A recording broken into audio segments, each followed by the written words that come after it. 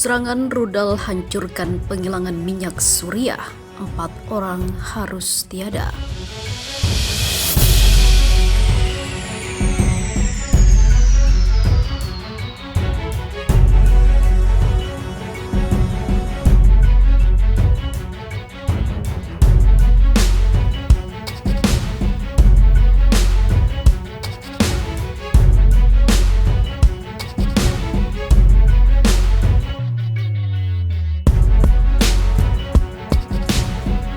Serangan rudal di kilang minyak darurat di Suriah Utara menghabisi 4 orang dan melukai lebih dari 20 lainnya.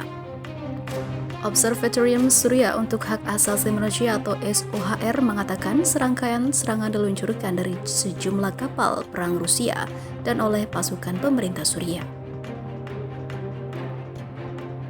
Serangan itu menghantam kilang darurat di Provinsi Aleppo pada Jumat malam, menyebabkan kebakaran di daerah yang dikendalikan Turki dan juga pemberontak Suriah.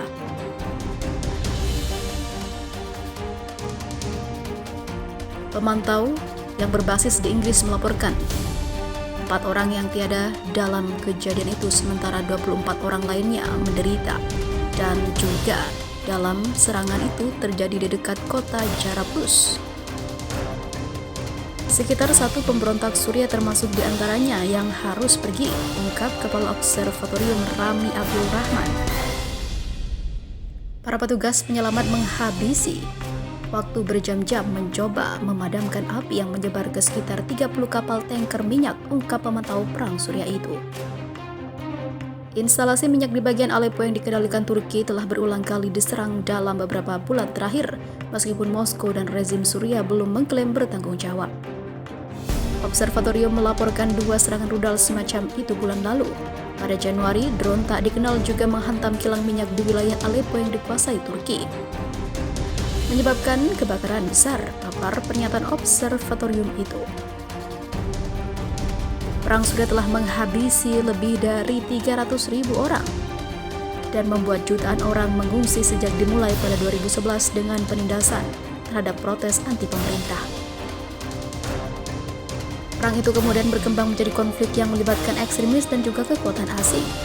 Turki telah menguasai beberapa wilayah di Suriah dalam kampanye militer, yaitu tepatnya sejak tahun 2016. Sementara itu, lagi-lagi serangan roket hujani pangkalan udara Amerika Serikat di Irak. 1 tewas, Amerika Serikat pertimbangkan serangan balasan.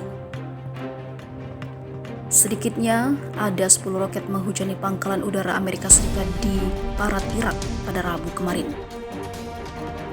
mengakibatkan seorang kontraktor asal Amerika harus menghembuskan nafas terakhirnya. Gedung Putih memperingatkan akan adanya kemungkinan serangan militer balasan terhadap serangan roket tersebut. Belum ada yang mengklaim bertanggung jawab atas serangan pertama sejak pasukan Amerika Serikat menyerang sejumlah sasaran milisi pendukung Iran di perbatasan Irak Suriah pekan lalu. Sekretaris Pers Gedung Putih Jen Psaki menyatakan serangan udara yang dilancarkan oleh pasukan Amerika Serikat pekan lalu bisa menjadi model serangan balasan. Serangan pekan lalu tersebut merupakan serangan balasan atas serangan terhadap pasukan Amerika Serikat di Irak Utara pada awal Februari lalu. Jika kami menilai serangan balasan diperlukan, kami akan beraksi dengan cara dan waktu yang kami tentukan, ujar Psaki pada Rabu 3 Maret 2021, seperti dilansir dari Associated Press. Juru bicara Pentagon John Kirby menyatakan sang kontraktor Amerika Serikat mengalami serangan jantung saat berlindung dari serangan roket dan meninggal dunia tak lama kemudian. Selain sang kontraktor, tidak dilaporkan adanya korban lain. Pasukan Inggris dan Denmark juga termasuk yang berada di pangkalan tersebut. Serangan udara Amerika Serikat pekan lalu yang menewaskan seorang anggota milisi pendukung Iran telah memicu kekhawatiran akan siklus serangan balasan seperti yang terjadi lebih dari setahun lalu. Rangkaian serangan tersebut termasuk serangan pesawat tak berawak pada Januari 2020.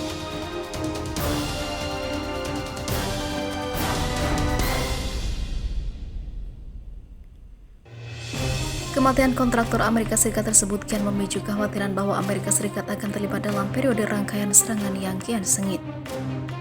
Ini akan memperumit hasrat pemerintahan Biden untuk membuka pembicaraan dengan Iran seputar kesepakatan nuklir 2015.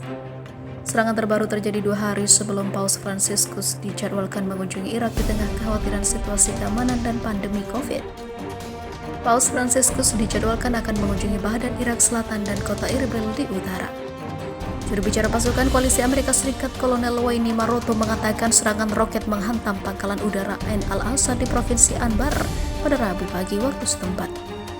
Menurut Kirby, roket ditembakkan dari arah timur pangkalan dan sistem pertahanan roket di pangkalan digunakan untuk menangkal serangan tersebut. Pangkalan tersebut merupakan pangkalan yang sama yang diserang Iran dengan rentetan rudal pada Januari tahun lalu sebagai balasan atas jenderalnya. Pusihan tentara Amerika Serikat mengalami gegar otak akibat serangan tersebut. Militer Irak mengeluarkan pernyataan yang menyebutkan bahwa serangan pada Rabu 3 Maret tidak menyebabkan kerugian signifikan. Tentara Irak telah menemukan landasan yang digunakan untuk meluncurkan roket, yakni sebuah truk yang terbakar di kawasan gurun. Duta Besar Inggris untuk Irak Stephen Hickey mengutuk serangan tersebut dan mengatakan bahwa serangan itu merusak upaya yang tengah berjalan dalam memerangi kelompok negara itu.